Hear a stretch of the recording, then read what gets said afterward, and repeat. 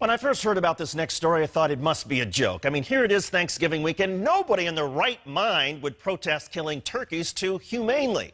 The operative phrase is in their right mind. Allow me to introduce you to conservative columnist Pamela Geller.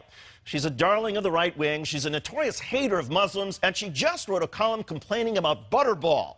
Here's the background. Butterball, as you may know, is one of the most popular producers of Thanksgiving turkeys in the United States.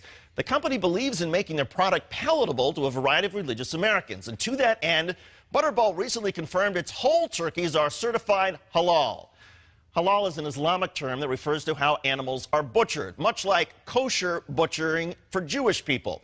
Halal requires that an animal be killed in the most humane fashion possible by swiftly cutting the turkey's throat. According to Geller, this is a problem. Why should we be forced to conform to Islamic norms? It's Islamic supremacism on the march yet again. Yes, according to Pam Geller, it's Islamic supremacism. She went on to write, quote, non-Muslims in America and Europe don't deserve to have halal turkey forced upon them in this way, without their knowledge or consent. So this Thanksgiving, fight for your freedom. Find a non-halal, non-Butterball turkey to celebrate Thanksgiving this Thursday, and write to Butterball and request politely but firmly that they stop selling only halal turkeys and make a non-halal turkey available to Americans who still value our freedoms. Pam, we're talking about turkeys, and allow me to enlighten you and your readers.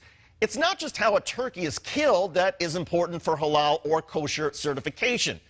The animal must not be diseased. If the turkey has tumors or cysts, it's not certified. The meat must not come in contact with contaminants, like worms, bugs, dirt, feces, bacteria, things that are also not allowed by federal meat inspectors.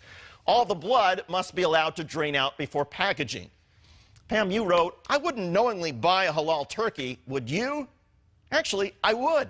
In fact, most Americans who eat turkey would probably be more likely to buy a halal or kosher one if they knew what it stood for. But I want to help you protect your Thanksgiving from the threat of clean, healthy, humanely butchered meat.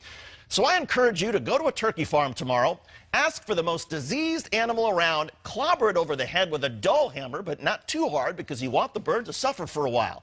Drag the animal on the ground, smear it in feces, take the bird home, expose it to as much bacteria as possible, then serve it as your Thanksgiving meal.